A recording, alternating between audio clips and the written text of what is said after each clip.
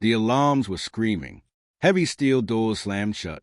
And in the middle of the chaos, 3 inmates stood calm, as if they owned the whole prison.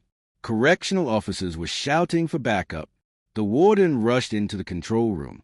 Every guard had the same terrified look on their face, because the security cameras showed something impossible. The doors to cell block C, the most dangerous unit in the entire prison, had opened without any guard touching the controls. And the men who walked out were not afraid. They were not running. They were not hiding.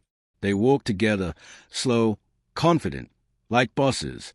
At the front was Marcus Iron Teeth Ward, the most feared gang leader in the state. On his left was Ricardo Ghost Salinas, a man known for controlling contraband like a businessman. On his right was Ezekiel Zeke Turner, the quiet one, the planner, the brain. These 3 men had something no inmate was supposed to have. Power. Real power. Enough to make God step back. Enough to make whole units stay silent. Enough to run a prison from the inside. As they moved, inmates stepped aside. Some nodded with respect.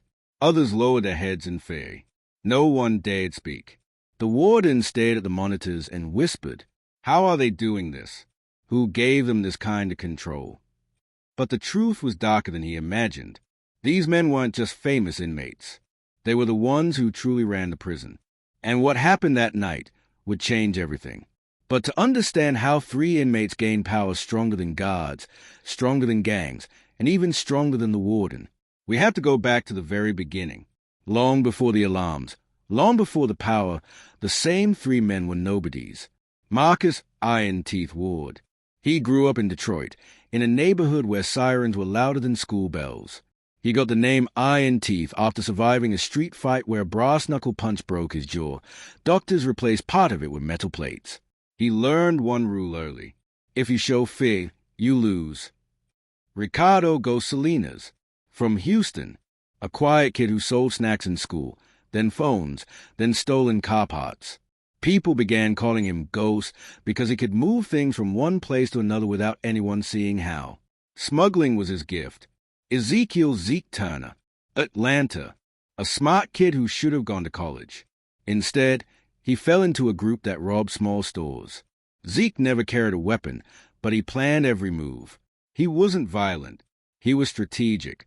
All 3 came from different states, different lives, but they landed in the same maximum security prison, Redwood State Penitentiary, a place known for one thing: no inmate ever gained control. But that rule was about to break. When Marcus, Ricardo, and Zeke arrived at Redwood, they didn't know each other. They didn't speak. They didn't even look in the same direction. But something happened on their first week. Something small. Something simple. And it changed everything. It started in the chow hall. Marcus was eating alone when 2 members of the Stone Ridge crew tried to take his food tray. They weren't testing him. They were sending a message. You're new. You're weak. But Marcus didn't move. He kept eating. The whole room watched. One of the crew members leaned close and whispered, "Give it up." Marcus responded by biting the man's hand. Hard, with a metal in his jaw. The man screamed. The entire chow hall froze. Ricardo, Ghost, saw it from across the room. He smiled to himself and said quietly, "That one is not afraid." Zeke saw it too, and thought, a man like that can create opportunity. What none of them knew was that later that day, they would be forced into the same holding cell for fighting involvement, even though only Marcus fought. And in that tiny concrete room, the 3 future kings of the prison met for the very first time. But what happened inside that holding cell would be the start of something much bigger, and it would end the peace inside Redwood Penitentiary. Because just minutes after they were locked inside that small cell, a siren went off, louder than before. Guards shouted and ran down the hall. Inmates in nearby cells backed away from their bars. Something violent was happening. Something big. And then, a body was suddenly thrown against the metal bars right outside their holding cell. And it wasn't moving. The 3 men looked at each other. Zeke's voice was low. "Whatever just happened, this is our moment." The body hit the bars with a sickening thud. The alarm blared like a war siren. Guards rushed down the narrow corridors, shouting orders. But even they hesitated. Something inside them told them these three men were different. Marcus, Ricardo, and Zeke didn't move. They watched, calm, calculating. Their eyes met, unspoken understanding passing between them. This was their first real test. The man against the bars was a member of a rival gang. He had tried to assert control in the prison the second he arrived. But the trio had sent a clear message. In this prison, no one challenges them and lies to tell it. Locked inside the holding cell, the three men finally spoke. Marcus leaned against the wall, still breathing heavy from the initial chaos. "I don't fight for nothing," he said, voice low. "But we can control this place if we work together." Ricardo nodded slowly. "I move things. I know the hidden paths, the weak points. I can make us invisible when we need to be." Zeke, quiet as ever, finally spoke. "I can plan. I can predict how the guards and gangs move. Together, we could run this prison without anyone even realizing it." They shook hands, a silent pact. The three most dangerous inmates in Redwood State Penitentiary now shared one goal: control from the inside. The next week was tense. Small incidents happened. Contraband smuggled, guards bypassed, threats delivered silently. Redwood was already tense, and the ripple from the three men's alliance started quietly. Marcus gained a reputation fast. Guards whispered in the hallways when he passed. Ricardo moved items from one wing to another with uncanny skill, and the other inmates began seeing him as a ghost who always got what he wanted.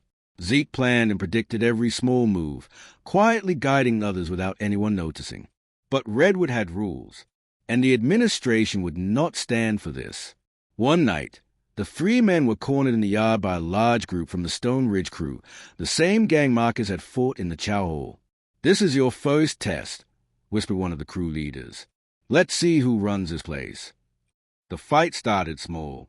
A shove, a punch. Then Marcus moved. One swift motion, and two men were thrown off balance. Ricardo had already set up a small distraction, letting the crew panic. Zeke directed Marcus where to push, where to strike, calculating every move. In minutes, the group was scattered. No blood. But one thing was clear. Redwood had a new hierarchy. The word spread like wildfire. The three men were no longer just inmates. They were the unseen rulers of Redwood State Penitentiary. But the moment of victory was short-lived. That night, as the three men walked back to their cells, a loud, metallic clang echoed through the halls. From the shadows, a figure emerged, a man none of them had seen before. His eyes were cold, calculating, and in his hand, he held a small but deadly-looking weapon, glinting under the red emergency lights. Marcus froze. Ricardo stepped back. Zeke's mind raced. And in that second, all three knew their control of the prison would not be uncontested. The hallway fell silent. Red alarm lights reflected off the cold concrete walls, painting everything in crimson. The figure stood there, weapon in hand. A stranger, calm, confident, and dangerous. Marcus, Ricardo, and Zeke froze. Every instinct screamed. This man was not like anyone they had ever faced. The guard's voice crackled over the intercom. "Stay put. Don't move." But the trio didn't move. They didn't need orders. This was a challenge, the first real threat to their rising power. The figure stepped forward slowly, revealing a lean, muscular frame. His eyes scanned each of them, calculating, testing. Marcus clenched his fists. "Who are you?" he demanded. The man smiled faintly, a shadow across his face. "I'm the reason this prison doesn't fall apart," he said softly. "And I've been watching you three. You think you can run this place, but you're just getting started." Ricardo's mind raced. He could feel the tension in the air like a live wire. Zeke studied the man carefully. He noticed the way he moved, the calm in his stance, the authority without words. He wasn't an inmate. He wasn't a regular guard. He was something else. Over the next few days, Redwood shifted. Small incidents began happening. Guards mysteriously redirected, allowing certain inmates more freedom. Contraband flowed more smoothly than ever. Rumors whispered through the hallways. The new guys aren't alone. Marcus, Ricardo, and Zeke felt a strange mixture. Excitement, because they were stronger than ever. Unease, because they didn't know this new figure's true intentions. They realized their power was growing, but someone else was watching and testing them. One night, in the same hallway where the armed man appeared, Marcus and Zeke were cornered. Ricardo had been called to another block. The figure emerged silently from the shadows. In one smooth movement, he disarmed an attacking inmate and pinned him to the wall. Marcus stayed, heart pounding. "Who? What are you?" The man looked at him, calm, unshakable. "I'm the balance," he said. "I make sure no one gets too powerful, including you." Marcus felt a chill. Zeke's mind raced. They had never faced someone like this. Suddenly, the lights flickered. Red alarms blared. From the shadows behind them, a gang of heavily armed inmates rushed the hallway, faster and stronger than anyone they had faced. Marcus, Ricardo, and Zeke barely had time to react. The armed stranger stepped forward and whispered, "Stay close, or this is the end of all of you." The fight was about to begin. The trio's control of Redwood, and possibly their lives, would be tested like never before. The hallway erupted in chaos. Screams echoed, metal clanged, and the red emergency lights painted everything in a hellish glow. Marcus, Ricardo, and Zeke had faced tough inmates before, but this was different. A gang, organized and armed, moving like predators in the night. The mysterious stranger didn't hesitate. He stepped in front of the trio, his weapon gleaming. In one swift motion, he disarmed the closest attacker and sent him sprawling to the ground. Marcus's jaw tightened. He realized this man wasn't just helping them, he was testing them. After the chaos settled, the stranger spoke softly. "You want to run, Redwood? You have strength. Yes, but strength alone doesn't win. Strategy, control, fear, and respect. Do you understand?" Marcus nodded slowly. Ricardo and Zeke exchanged glances. This was a lesson they couldn't afford to ignore. The stranger's presence was a mystery, but his words were clear. Their rise would not be easy. The very next week, Redwood began changing in subtle ways. Guards who had ignored minor incidents now followed the trio more closely. Other gangs started whispering about the trio's growing influence. Contraband moved with new efficiency, but always under careful observation. Marcus, Ricardo, and Zeke realized one thing. Their power had grown, but now it attracted enemies everywhere. A week later, the warden called an emergency lockdown. He had learned about the trio's influence and wanted to show control. Every inmate was confined to their cells. But Marcus, Ricardo, and Zeke were ready. They had plans a warden could never imagine. Ricardo slipped through a hidden vent to check the control panels. Zeke calculated the guards' rotations with precision. Marcus positioned himself near key doors, ready to act if anything went wrong. For the first time, Redwood felt like a chessboard, and the trio were the players. Suddenly, the alarms blared louder than ever. The control room lights flickered. Through the camera feeds, they saw it, a rival gang, larger than any they had faced, armed and storming toward the yard. Marcus clenched his fists. Ricardo's eyes narrowed. Zeke's mind raced. And the mysterious stranger appeared at their side again, whispering, "Time to see if you're ready, or if you fall."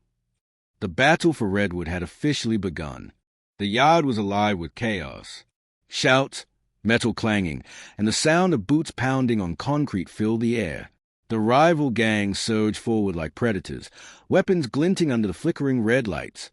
Marcus, Ricardo, and Zeke stood their ground, the mysterious stranger still at their side. No hesitation, no fear, just strategy. The fight had begun. Marcus sized up the gang. Zeke, left flank. Ricardo, vent access. Zeke moved swiftly, positioning barriers and using the terrain to their advantage. Ricardo disappeared through a hidden vent to outmaneuver the gang, appearing behind them in perfect timing. The rival gang underestimated them. Each move by the trio was calculated, each strike precise. Redwood was no longer just a prison, it was a battlefield. As the battle raged, whispers spread among other inmates. Some began quietly assisting the trio, holding doors, distracting attackers, moving supplies. The trio realized their influence had grown beyond them. Other inmates were starting to respect, or fear, their authority. Even the guards noticed. Some looked away, hesitant to intervene. Marcus, Ricardo, and Zeke were no longer just prisoners. They were the unspoken rulers of Redwood's inner world. Throughout the fight, the mysterious armed stranger stayed close but never led. Instead, he guided with subtle movements. A nod to indicate a weak point. A hand signal to block a hallway. Calm, precise, almost invisible guidance. Marcus glanced at him. "Who are you really?" The man only smiled faintly. "The balance. And the test is not over." Suddenly, a deafening explosion shook the yard. Smoke filled the air. Concrete dust fell like rain. The rival gang's formation shattered. Marcus, Ricardo, and Zeke were thrown off balance. Through the smoke, the mysterious stranger emerged, weapon in hand, eyes fixed on something beyond the trio. And then a new enemy appeared, someone larger, stronger, and far more dangerous than anyone they had faced before. Marcus swallowed hard. Zeke's mind raced. Ricardo's sharp eyes never left the figure. The battle for Redwood had escalated, and now the stakes were higher than ever. Smoke and dust filled Redwood's yard. The explosion from the previous chapter left cracks in the concrete, alarms blaring louder than ever. Marcus, Ricardo, and Zeke struggled to regain balance. The mysterious armed stranger stood in front of them, shielding them from immediate danger. Through the smoke emerged a new enemy, massive, broad-shouldered, eyes sharp and cold, moving like a predator. Everyone in the yard froze. Even the gang that had rushed earlier paused. This man wasn't just stronger. He had the experience of surviving every corner of the prison world, every gang fight, and every dangerous encounter. He was someone the trio could not underestimate. Marcus tightened his fists. Ricardo's eyes scanned for a tactical advantage. Zeke's mind calculated every possible escape and attack. The new enemy spoke in a low, commanding voice. "You think you can run, Redwood? This is my territory." Marcus stepped forward. "We're not here to challenge you. We're here to survive and lead." The standoff was tense. Guards watched nervously from the control rooms. The ground seemed to tremble with the threat of the confrontation. Zeke whispered to Marcus and Ricardo, "We have one chance. Watch his moves. Don't attack first. Control him through distraction." Ricardo slipped into the shadows, moving through hidden paths, ready to flank. Marcus and Zeke used the environment, pillars, fences, and debris to create obstacles. The mysterious armed stranger stayed close but did not interfere. His eyes were calm, observing. He had seen this test before. The rival gang, watching from a distance, was frozen, not sure whether to attack or flee. The trio moved as one. Marcus confronted the enemy head-on while Zeke and Ricardo used strategy and quick thinking to gain the upper hand. After a tense struggle, the massive enemy was disoriented and forced a retreat. He disappeared into the shadows of Redwood, leaving a warning. This isn't over. Redwood belongs to those who survive, not the strongest. The trio, breathing heavily, realized the truth. Strength alone never wins a prison war. Strategy, alliances, and respect were what truly mattered. In the days following the confrontation, guards began to respect the trio's influence. Rival gangs avoided direct confrontation. Other inmates quietly supported Marcus, Ricardo, and Zeke. The mysterious armed stranger never revealed his identity. He vanished as quietly as he had appeared, leaving the trio to build their power legitimately from inside the system. Redwood State Penitentiary now had 3 new rulers, not by fear alone, but by intelligence, strategy, and careful control. Marcus, Ricardo, and Zeke had learned. Power in prison is earned, not taken. Strength alone cannot maintain control. Strategy, intelligence, and observation save lives. Alliances, even with unexpected figures, can decide your fate. Redwood was still dangerous. Chaos still existed. But for now, the trio had claimed their place at the top, respected and feared by everyone who lived inside. The story of Redwood's most notorious inmates will be remembered as a tale of 3 men who rose from nothing to run the prison from within, tested by fire, strategy, and unseen forces. Redwood State Penitentiary remained a place of violence, chaos, and fear. But among the darkness, 3 men proved that intelligence, courage, and strategy could make even prisoners into legends. Marcus Iron Teeth Ward, Ricardo Ghost Salinas, Ezekiel Zeke Turner. Together, they didn't just survive Redwood, They redefined its rules. Thanks for watch. Like, comment, and subscribe for more crime and prison documentary every week.